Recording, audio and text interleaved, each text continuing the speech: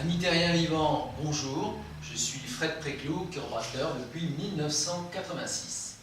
Je vais vous montrer aujourd'hui un mouvement extrêmement efficace pour libérer des tensions cervicales, pour libérer les tensions qu'on peut avoir en fin de journée ou lorsqu'on est stressé au travail. Alors c'est un exercice aussi qui est positif pour tous les gens qui souffrent véritablement de la région cervicale. Il est assez doux, donc je vais vous montrer comment le faire de manière à ne pas se faire de mal. Je l'appelle la coupe.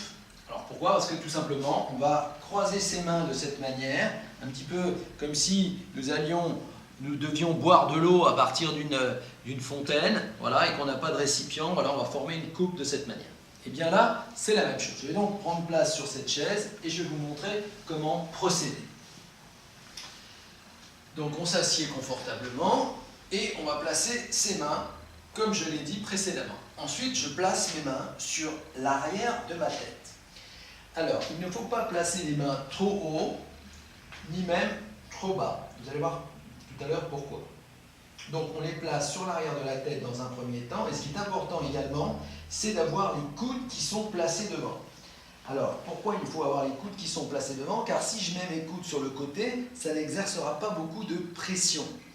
En revanche, si je mets mes coudes devant, je rentre bien la tête, et bien le poids produit par les bras va créer un véritable étirement de la région cervico-dorsale, c'est-à-dire la région que je montre en ce moment même.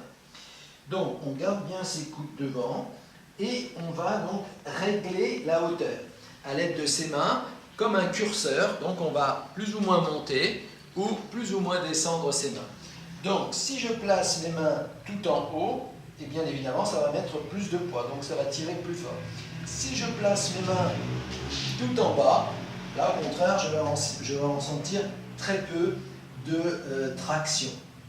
Voilà. Donc, on cherche le réglage optimal et lorsqu'on aura l'habitude de faire ce mouvement-là, eh bien, immédiatement, on va se placer avec ses mains de la meilleure manière.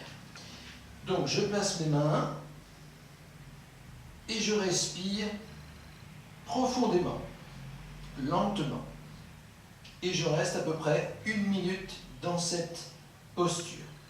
Donc, au bout d'1 minute, je vais ressentir que les muscles se sont détendus. En fait, je vais sentir moins de tension ou moins de douleur. C'est le signe que il faut s'arrêter. Au bout d'un moment, ça n'a plus d'effet positif.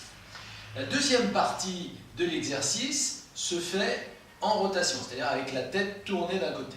Alors, je vais tout d'abord tourner la tête vers la caméra et je vais ensuite rentrer le menton.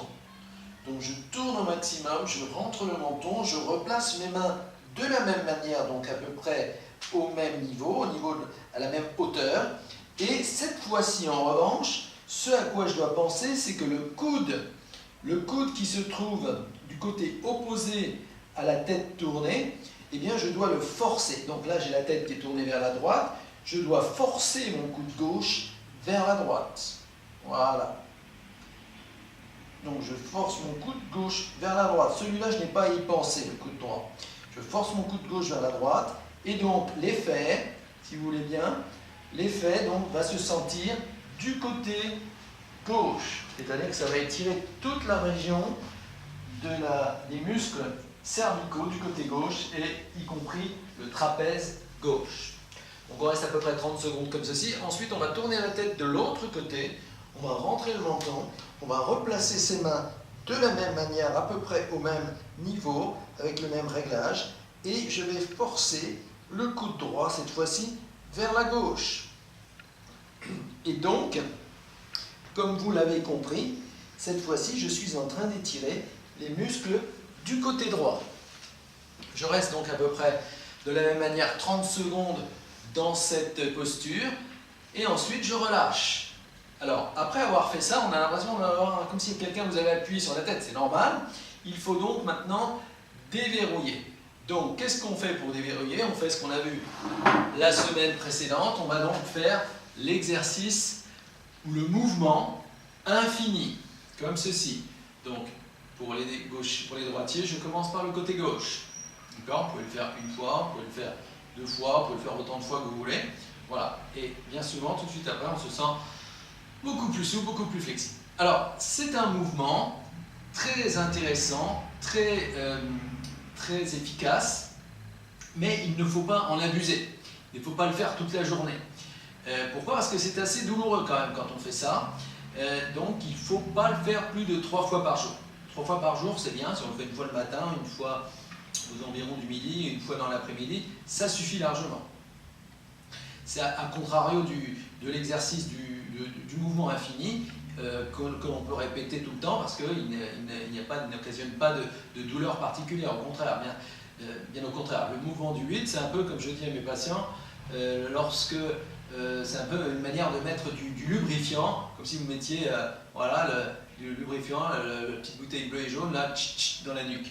Voilà. Non, celui-là, c'est un étirement très positif. Il faut faire les deux. Il faut faire des mouvements doux et il faut faire des mouvements d'étirement extrêmement positifs. Voilà. Si vous associez les deux, eh bien, vous aurez des vertèbres cervicales beaucoup plus souples et beaucoup plus flexibles. Voilà, j'espère que cette petite vidéo vous aura apporté de l'aide pour tous ceux qui ont des tensions cervicales, pour tous ceux qui ont du stress et qui ont du mal à s'en débarrasser. Je pensais qu'il est très important de s'occuper de soi. Nous sommes la personne la plus importante dans notre vie. Il faut rester mobile, rester souple, car le mouvement, c'est la vie. Je vous dis à très bientôt pour une prochaine vidéo. Merci.